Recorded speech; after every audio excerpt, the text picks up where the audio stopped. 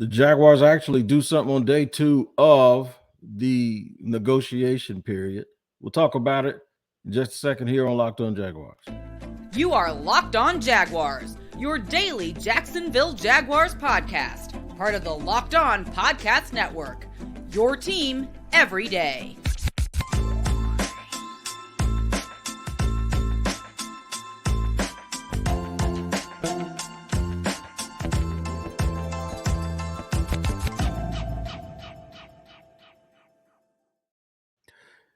Hey, I'm Tony Wiggins, the host of the Locked On Jaguars podcast, your daily Jacksonville Jaguars podcast, where it's your team every day, and we thank you for making us your first listen. A quick reminder that wherever you get your podcast, we are free on all platforms. Make sure you like and subscribe to the YouTube page as well. Any new listeners, welcome to the Locked On Jaguars podcast. If you've heard that, then you're not new anymore. All right. Once you hear me say that, you're not new anymore. So come on in. You're more than welcome to hang out with everyone else. There's no tenure. There's no rank. We're all the same here on Locked On Jaguars. Real quick, news of the day. It was always the Jags. And what I mean by that is anyone who knows where that came from, it came from Andrew Wingard, affectionately known in Duval as Dewey. Re-signed today. 3-year deal. Averages at about $3 million per year. So the backup safety and special teams. And then he's a special teams guy, but he's also really someone who has been able to grab moments, just grab and take advantage of moments. And really over the last year has endeared himself to Jaguar fans. So there was a lot of chatter. Is the Dewey era over? It is not. He is coming back, which is the theme that we're going to talk about today, and that's keeping everybody together. The Jags, Trent Baalke didn't lie to you. When Trent Baalke got up and him and Doug Peterson spoke at the combine, and they said the days of the Jaguars spinning big and free agency are over. They were right when they said that they believe they have a good group and they're going to keep them together. They were right again, with the exception of offensive tackle Jawaan Taylor, who got a monstrous deal yesterday in for the Kansas City Chiefs. 4 years, $80 million, $60 million guaranteed. $75 million of his contract is guaranteed. And there's some talk that the Chiefs are going to move him to left tackle. That's the talk, although they are in discussions also to try to get Laramie Tunsil, allegedly, from the Houston Texans, but we'll see. But I want to talk about that too. I want to talk about the Jags overthinking it. So we'll hit that in segment 3 because, when the Chiefs do something, everybody knew that Jawaan Taylor, let's just say if the Bears or the Colts had signed Jawaan Taylor to that big deal, everyone would be like, yeah, we weren't going to match that money. Well, they're still saying that. We're not going to match that money. We're not going to match that money. But it would be viewed as much more of a mistake if because those teams are, to be honest, they're always losing and always making bad decisions. Well, when the Chiefs do it, we can't say that. There are still people saying that's just too much money. They overpaid for him. Look, we have often, and I have often here on this show, talked about Brett Veach and the entire staff and Borgonzi and all of those guys and Bradway and how the Chiefs organization is structured. We brag about Andy Reid. We always talk about how they're just the model of consistency from top to bottom. They know exactly what they want and when they want it and how they want it. We can't just reverse now. I know I can't reverse now and just all of a sudden go, yeah, but that was a mistake because the Jaguars didn't do something that the Chiefs did, or the Jaguars didn't see something that the Chiefs did, which is that they're going to move him possibly to even left tackle the same way that they did Orlando Brown Jr. Did the Chiefs make an observation about one of the Jaguars players that the Jaguars didn't even make? I don't know. I don't know if it's all gonna happen, but all I can tell you is this. I am not going to sit around here and second guess the organization that I have been bragging about for months. So, and not even months, years. I'm not going to do that. I'm just going to say, hey, and I was a proponent of bringing back Jawaan Taylor. And I know a lot of people out there saying $20 million a year is too much. So what is 18 not What about 18? Did they even offer him 18 and tell him that you could save the other $2 million on state income taxes? Would you have offered Jawaan Taylor more money if you didn't have Walker Little? If your answer is yes, then you have to ask yourself, is Walker Little good enough for you to not keep Jawaan Taylor? How important is Trevor Lawrence to you? How important is him being upright to you? There's a lot of layers to that question. But we're going to talk about that. We're going to talk about Dewey Wingard, though. It was always the Jags. Dewey Wingard, one of the staples of the culture of the Jacksonville Jaguars. At least this past year, re-signed, got a 3-year deal with a little bit over $3 million.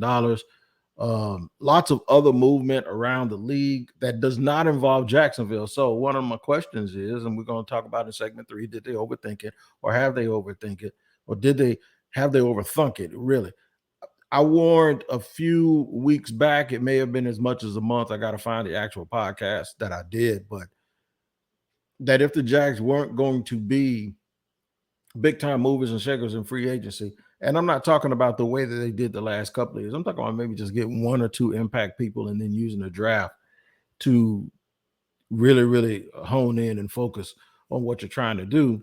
That it would mean that we would all be, I'm not going to say prisoners. I think that's the wrong. Our football future depends on Trent Baalke's ability to evaluate talent. That and that only. If they're not going to sign guys in free agency, then this all falls on the scouting department. And this all falls on this organization to have, just like I brag about the Chiefs, this organization was going to have a message from top all the way down to the bottom, to the very last scout. They were going to have a clear message, and it has to include Doug Peterson, a clear message on who they are and what exactly they're trying to accomplish and who they want to accomplish it with, a culture, a style. So I'm wondering if that's a mistake. I don't know if it's a mistake or not. And I'm not going to sit here and call it a mistake when I don't know if it's going to be a mistake. I don't know if it's something that they're going to look back on and go, ouch. I know he has a pretty good track record over the last 2 years. And then people say a broke clock is right twice a day. But depending on that and that alone, and they were forced to do it a little bit because of the salary cap situation. But I don't know, man. I really don't know if they're like overthinking it and not making a move. I'll give you a hint about some stuff in segment 2. I'm going to mention some players that we did not know who the hell they were before the Jaguars signed. Well, I sort of did, but the average person didn't, and nobody was bringing these guys' names up before free agency over the last couple of years. And it turns out that I'm going to name 3 players that are 3 of the better players. Well, 2 of them are 2 of the better players on the team, and 1 guy we're still waiting on a little bit. But it just shows you the surprise aspect of scouting and folks who actually do this for a living, like the names on their list and the people that they're going to target for whatever reason they're going to target them for are much higher and a lot different than the list that you see when you look things up online, or when you look at the list, the names on lists. So we'll make sure that we get to all of that in just a second here on Locked On Jaguars. But first, I have to let you know about today's sponsor, and that is FanDuel. FanDuel is the sponsor of today's show, and I could not be happier to be associated with FanDuel because I've been a FanDuel guy for an awful long time, and now they are here with us on the Locked On Jaguars and the Locked On Podcast Network. It's a little bit past the midway of the NBA season, and now's the perfect time to download FanDuel, America's #1 sports book, because when new customers get a no-sweat first bet up to $1,000. I'll tell you more about that in just a second. That's bonus bets back if your first bet doesn't win. Just download the FanDuel Sportsbook app. It's safe, secure, and super, super easy. NBA is hot and heavy, man. I can honestly tell you, I have no idea who's going to win the championship, right? And FanDuel even lets you combine your bets for a chance at bigger payout with a same game parlay. So don't miss the chance to get your no sweat first bet up to $1,000 in bonus bets when you go to FanDuel.com FanDuel.com/locked on. That's FanDuel.com/locked on to learn more. Make every moment more with FanDuel, an official sports betting partner of the NBA. You are partners right here with us on Locked On Jaguars because it's your team every day, and we appreciate you making us your first listen. Now, I'm going to mention some players real quick before we get to the Are They Overthinking It segment in segment 3. Other teams are getting better and improving and moving around. So the one thing that I said was, okay, the Jaguars aren't going to hit them heavy with these big names early, but what they will do, I believe, is they'll wait until free agency has already gotten itself moving, see what's out there on the bargain list, if it fits their needs, and maybe pluck one or two guys before the draft and then come back later on in the second phase and the second wave of free agency and get a couple of players that could help the team. The problem with that is I assume that all the big names would go first, and then what would happen is there would be the B and C guys that are left and remaining. That's not true. A lot of teams that came out of the gate yesterday with their wallet and their checkbook and their pen ready to go and their credit card ready to go, they got guys that you expect would not get offers on the first day. There are a lot of players around the league that are the infrastructural types, that are the guys who are supplementary players, guys that they help your team, but they didn't cost a lot of money. There are a lot of players off the board like that. Teams actually knew who they wanted and how they wanted, and they didn't use this fake priority system that I had in my head that teams would use. So the question is how does that play out for the Jaguars? Did some of these guys that they thought were going to be around get deals early, even though they're not blockbuster deals, and this wait and see approach, did they screw up? Because there's a lot of big name players out there who think they're going to get a lot of money that are still out there on the free agency board, and that's not the way the Jaguars wanted to go. Maybe it might work out in their favor a little bit that they'll be able to get some of these names later on for less, but I don't think it's going to work out like that. I think these dudes are going to end up where they're supposed to end up, getting what they want to get. But teams are just really, really focused on familiarity. There's been so much turnover in the last year, and even today, even this year, that what you see a lot of teams specifically, like look at Sean Payton. Sean Payton goes to Denver, and I believe him and the GM probably looked at the tape and said they're not tough and they're not physical. Because what did they do? They got tougher and physical on offense, and they go on and move people around. They signed 2 offensive linemen, and then they signed Chris Manhertz, who is a people mover, right? That's what he is. He's a blocker. So it points to the level of physicality they probably think that they need to get to under Sean Payton. And Sean Payton was one of those coaches that for years folks wanted him to be in charge of the Jaguars. Well, you see what he's doing. He's spending money on the first day, and he spent it all getting guys that look like they can help you out of a tight squeeze. So what did the Jaguars do last year and the year before?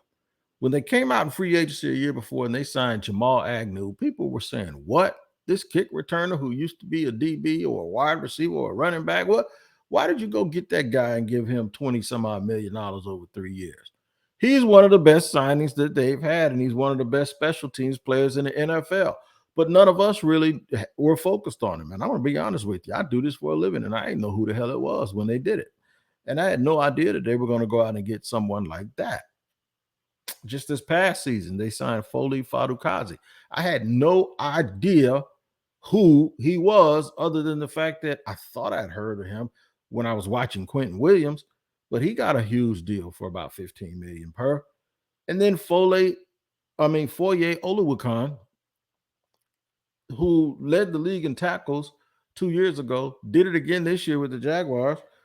But I only heard of Deion Jones when I used to look at the Falcons. I didn't know who Foye Oluwakan was, or if he was going to be on the Jaguars radar. But that shows you that they do deep scouting where we do armchair scouting and look at the names on the list and people we know, but they go out and get people that are really, really good players.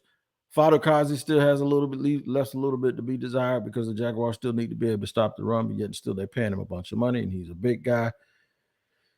The jury's still out on him, but Foye Oluokun has been tremendous, as has Jamal Agnew, even though he fumbled the ball in Kansas City, but that's all right. We'll forgive him for that. So the question is why have we not learned, and why do we keep expecting the Jaguars to go out and sign guys with these big names when they've had a track record of signing guys that nobody was thinking about that worked? Could the fact that those things worked out, could it be a gift because it worked out, and a curse because now a certain GM thinks I can do it again? That's a little bit of different analogy I'm gonna give you, but I can tell you somebody that did that to the point where, if y'all remember, the GM before Shaq Harris, Gene Smith, or did he come after Shaq Harris? I think Gene was after Shaq. Gene Smith had this proclivity to go out to small schools and get these guys that were fines, right, under the radar. But then he wanted to do it all the time, right? The late, great Bobby Bethard, who did this in Washington when I was a kid, and granted, they won Super Bowl, so nobody complained about it, left and ended up going to be the GM for the Chargers, and he did the same thing out there, and he tried to find all of these guys that no one knew about. You go back to Monty Coleman and Darryl Green, and there were a bunch of people that he got from small colleges, Brian Mitchell, that turned out to be great in the Washington organization. So why fix what's broken? We're going to keep doing that. The danger in it is that you overplay your stroke a little bit, and you keep going to the well when something is looking at you right in the face. So is Trent Baalke and are the Jaguars overthinking it? Because teams that they have to beat got better. The Chiefs got better. I think the Bengals did not. They did not get any better. I think the Chargers have improved themselves, especially if they can hold on to Austin Eckler. So I'm going to ask you this question. Are the Jaguars overthinking it? And are we doing a little too much by being so, if you will, so confident because Trent Baalke has had a really good draft and another draft that's been okay? But I've told you a long time ago, it's more than just picking players, because picking players can be viewed as cherry picking if you don't build the right type of team. So we'll discuss that in segment 3 here on Locked On Jaguars, after I let you know that Built Bar is today's sponsor, and it is all about Built Bar March Madness. The Built March Madness bracket is here. We know you have a favorite bar or puff, and now is your time to make it count. Go to builtmarchmadness.com. That's builtmarchmadness.com, one word, to vote for your favorites. You know, I'll be voting for it. Look, man, I've sort of gotten put on this churro, and I really, really like the churro. Y'all know I was a salted caramel guy for a long time, but I'll be on the churro puff because it is absolutely my favorite. And if you want the Jaguars to win, then you'll be voting for that bar too. Support your team, support your bar or puff. Not only that, but one Locked On fan will win a 12-month subscription to Built, to have Built's best bars or puffs delivered monthly straight to your door. And when you vote for your favorite bar or puff, you'll be entered into a drawing where 50 lucky Locked On listeners will get a free box of Built. You gotta try Built. Built, the best protein bar ever. Seriously, they're amazing. You won't think they're good for you because they're made with 100% real chocolate.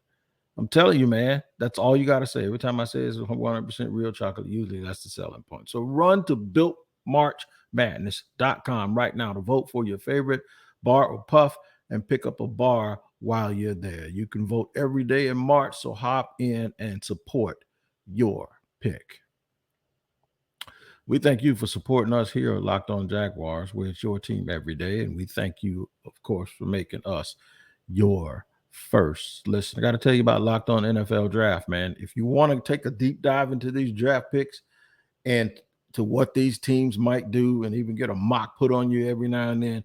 Well, now that some of free agency is gone and some of the positions where you had uh, guys mocked to certain teams, it's changed now because they feel those needs in free agency. So check out Locked On NFL Draft wherever you get your podcasts, all over the place on all platforms. Make sure you like and subscribe to Locked On NFL Draft. Are they overthinking it? Yeah, a little bit, and I'll go on record as saying it. I've heard rumors of them being attached to Sean Murphy Bunting. We'll see if that materializes. A guy who had 6 interceptions in his first 4 years in the league. There's some familiarity because he played with Tampa, and of course Mike Caldwell was in Tampa. So the Jaguars do need a nickel. I think it'll be a good signing. He has good size on him. He's 6 feet 195. We don't know if that's what they're going to do. So far, they've retained Dewey Wingard. They franchised Evan Ingram. They've re-signed C.J. Beathard. They really have done exactly what they said they were going to do, and what they said they were going to do is we're going to run it back. Basically, they believe they have a good group. So I want to talk about that part of it when I ask this question, are they overthinking?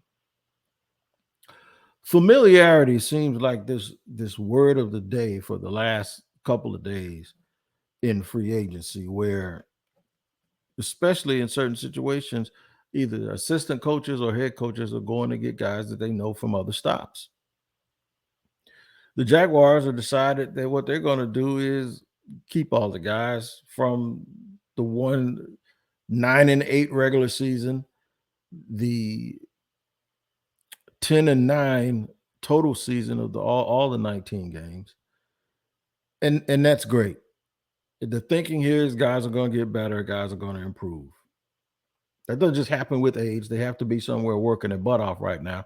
But the other thing is because those guys will now be in the same system, nothing will be new. They'll have a full year. We usually don't like to attach season and say you're going to pick up where you left off, because nothing you do now or nothing you did last year is really going to help you. But in this case, I think it will help a little bit, because Doug Peterson came in last year with a team that was a little bit broken, probably psychological. I wouldn't say mental, but psychologically broken from a sports standpoint. Had to build trust, had to implement a new system. It took a while, and then had to maintain when those guys got down. It was 2-6, 2-7, or 3-7, or whatever the record was. When those got down on themselves, he had to make them believe, man, y'all are good, man. Y'all just have to believe it, and we have to execute it and get it done every single week. Well, eventually it happened and it clicked.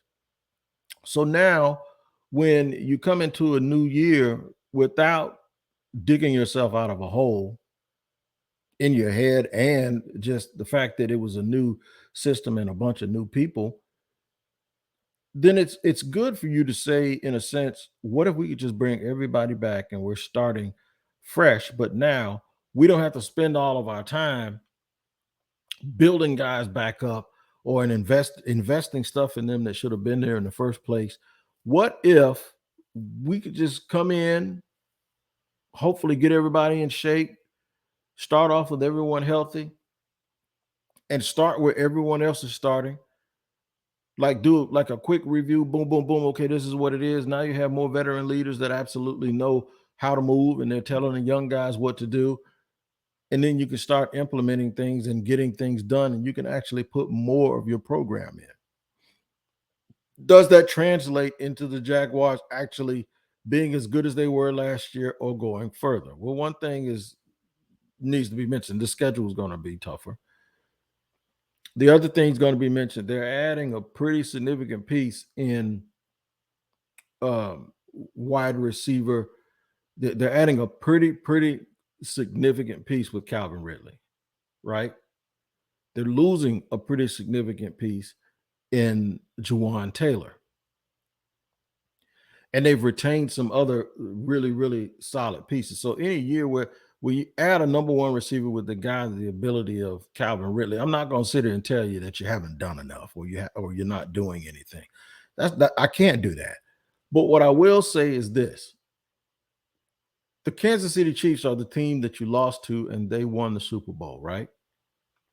You played them really, really tough. I think they got better, and I think they're going to continue to get better. And the thing is these other teams aren't going to sit and rest on their laurels, even though the Bengals seem like they're losing everybody. They're going to get better. The key is how much can the Jaguars actually improve while they're staying the same? And how much weight should they really, really put on the draft now that they're picking later in the rounds, as opposed to before they were picking high in every round, mainly the first round, and they had multiple picks, and they were adding people that would probably have a very, very smooth transition to come into the league. Now, when you look at Trent Baalke's picks past the third round, none of those guys have really done anything yet. So we might be overthinking it a little bit, and we might have our chest puffed out a little too much because we think, because the drafts have been very good, or at the very least decent, that this is something that they're going to continue to do, and we can hang our hat on that, as well as guys just getting older and being more familiar with the system. I think there needs to be a little bit of caution there, and don't not improve and get better just because you're subscribing to a formula. If there's a player out there that you think you can plug in and that can help this team, that you could give for a reasonable number. Remember, you did not re-sign. You didn't have to give $15, $16, $17 million to Jawaan Taylor. There should be some money there for you to add someone and do something that helps this team, and not just say no movement is best. We just need to, that there has to be somebody out there that they like, right? That's not from the bargain menu. Don't you think? Don't you think? I know it's nice to try to subscribe to these preconceived notions of what you should and shouldn't be doing, but is that what this really is? Or do you just sometimes have to have a gut feeling and at least just add one really, really good player? Like that Ogbenaya kid, that Aranco, he signed a 3-year, $19 million deal. That's way more than they paid Arden Key last year, and it's probably way less than Arden Key wants this year. But a guy like that could have really helped this team, and probably really excited folks, not just because we want to win free agency or win the press conference, but because when you watch him on tape, he actually is a quarterback chaser, and he doesn't fit. See, this team is already, they already talk about traits. And we talked before about putting yourself in a box. There's nothing wrong with you knowing who you are and how you like your guys, but sometimes you can have something in plain sight and you miss it because of the glasses and the shades that you have on. So let's hope the Jaguars are not doing that. You can find me here every day on Locked On Jaguars, hosting your Locked On Jaguars podcast, because it's your team every day, and we appreciate you making us your first listen. Stay tuned, because if anything breaks, I will have breaking news and more on free agency on tomorrow, when the actual free agency period really gets started. Until then, you guys take care. I'm Tony Wiggins here with the Locked On Jaguars podcast, and we'll see you next time.